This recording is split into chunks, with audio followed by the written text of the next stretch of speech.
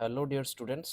मेरा नाम वीरेंद्र थापा है। तो आज हम लोग सीखेंगे क्लास 10th का जो मैथमेटिक्स है, फर्स्ट चैप्टर का रियल नंबर। इसका एग्जाम्पल 2 करेंगे हम लोग। जैसे हमने फंडामेंटल थ्योरम ऑफ अर्थमेटिक पढ़ा था और बेसिक इंट्रोडक्शन भी देखा था रियल नंबर का। तो आज हम लोग सीखने वाले हैं एग्जाम्पल 2 जो इसका है। इसको करते हैं solve. Find the LCM and HCF of 6 and 20 by prime factorization method. तो प्राइम फैक्टराइजेशन की हेल्प से हम लोग एलसीएम और एचसीएफ इसका फाइंड आउट करेंगे। ये हमको दिया है, यहाँ पे 6 दिया और साथ में दिया है 20। सबसे पहले इसके फैक्टर्स हम लोग करने वाले हैं। जैसे 6 हमको दे रखा है,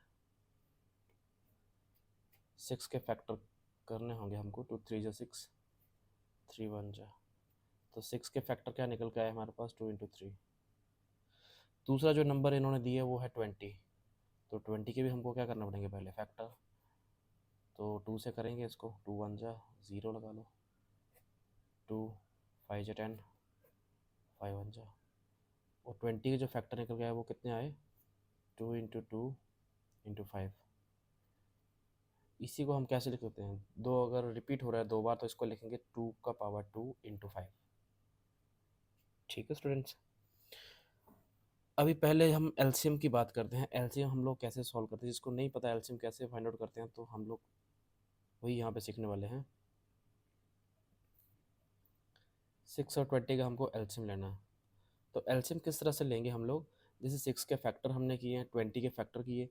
एलसीएम में हमको देखो यहाँ पे क्या लिखा हुआ है। एलसीएम में क्या लेते हैं? ग्रेटेस्ट पावर लेते हैं हम लोग। Product of greatest powers of each prime factors involve in the number.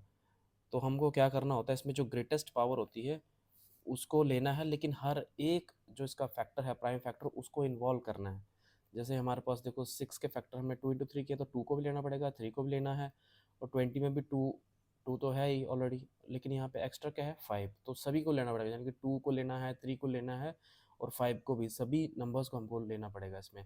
और जिसकी हाईएस्ट पावर है उसको हमको लेना है। जैसे यहाँ पे 2 है, यहाँ 2 की पावर क्या है? 1 है। यहाँ पे 2 की पावर क्या है? यहाँ पे 2 की पावर 2 है, क्योंकि दो रिपीट कर रहे हैं ना, दो बार रिपीट कर रहे हैं। तो जो रिपीटेशन जिसमें हो रही है उसको हम लोग पहले लेंगे। तो इसमें 2 की हाईएस्ट पावर 2 है, तो हम इसको ले लेंगे। इन टू साथ में 3 है, 3 एक ही बार आ रहा है तो इसको भी लेना पड़ेगा। लेना हमको सभी को पड़ेगा। और लास्ट में क्या है? यहाँ पे 5, तो 5 को भी लेना पड़ेगा। तो सॉल्व कर कितना आ रहा है? 2 2 जो 4 हो गया, इंटू 3 इंटू 5 कितना हुआ टोटल? 4 3 जा 12 इंटू 5 60 आ रहा है टोटली एलसीएम इसका। 6 और 20 का जो एलसीएम निकल के आया वो आया कितना? 60। सिमिलरली हम लोग क्या करेंगे? इसका फाइंड आउट एचसीएफ। एचसीएफ कैसे निकालेंगे? एचसीएफ में हम लोग देखते हैं इसमें कॉमन कॉमन इसमें क्या आ रहा है। जैसे यहाँ पे 20 के फैक्टर्स हैं, 6 के हैं, तो इसमें कॉमन क्या दिख रहा है? देखो यहाँ पे 2 है, यहाँ 3 है, तो यहाँ पे 2 है कि नहीं? तो 2 दोनों में दिख रहा है हमको, तो ये कॉमन आ गया। यहाँ 5 है, यहाँ तो 5 है ही नहीं, तो इसको नहीं लेंगे। हम वही लेंगे जो चीज़ कॉमन है और जो दोनों में दिख रही है हमको। जैसे 2 की पावर यहाँ 1 है, तो यहाँ 2 की पावर कितनी है? 2। तो 2 की पावर 2 वाले को हम नहीं ले सकते। हम किसको लेंगे? 2 की पावर 1 को, क्योंकि यहाँ पे 2 एक बार आ रहा है और यहाँ पे कितनी बार आ रहा है? 2 बार आ रहा है। तो हमको वही लेना है जो दोनों में आ रहा है। तो एक बार इसमें तो आ ही रहा है, इसमें एक बार तो आ रहा है, लेकिन एक बार एक्स्ट्रा आ रहा है। तो हमको कौन सा लेना है? जो दोनों में दिख रहा है। जैसे एक 2 की पावर 1 को लेना है, तो एचसीएफ दोनों में क्या आ गया? 2। ठीक है, बस यही हमको एलसीएम और एचसीएफ इसमें पूछा है। साथ में इसका रिलेशनशिप देखते हैं हम लोग। एचसीएफ और एलसीएम का क्या रिलेशनशिप होता है, इसको भी आज हम लोग यहीं से पढ़ेंगे। यहाँ पे लिखा भी है इसमें, यहाँ पे HCF LCM into product of numbers के इक्वल होता है। तो देखो यहाँ से आपको क्या नोटिस आपने किया यहाँ पे, क्योंकि एलसीएम जब आपने लिया तो कितना था? 2 इंटू 3 था इसका। ठीक है, इसका मल्टीप्लाई करके कितना आ रहा है हमारे पास? 2 3 जा 6। और ये इसको कितना आ रहा है करके? 2 जा 4 5 जा 20। तो 20 और 6 का करो मल्टीप्लाई, कितना आ रहा है? 120। तो यहाँ पे 6 है ना, इसको करके कितना आ रहा है? 6 आ रहा है हमारे पास। और इसको करेंगे जब हम लोग मल्टीप्लाई, सॉरी, इसको करेंगे तो कितना आ रहा है? 20। और दोनों को मल्टीप्लाई करो, कितना आ रहा है? 120। ठीक है, अब ये देखो, जो नंबर्स क्वेश्चन में दिए हुए हैं, जैसे जिनका हमने फाइंड आउट किया एचसीएफ और एलसीएम, वो कौन से हैं? वो 6 है, साथ में क्या है 20, और इनको इनको मल्टीप्लाई करके देखो कितना आ रहा है 20 × 6 करके, 20 × 6 करके सेम ही तो आ रहा है, सेम ही तो आ रहा है ना 120। तो इससे हमको क्या पता चला कि एलसीएम और एचसीएफ की मल्टीप्लाई करने पे हमको प्रोडक्ट ऑफ नंबर्स मिलता है। जो एलसीएम हमने किया और साथ में एचसीएफ निकाला ना, ये एलसीएम, ये एलसीएम जैसे यही आ गया, और साथ में एचसीएफ कितना है 2।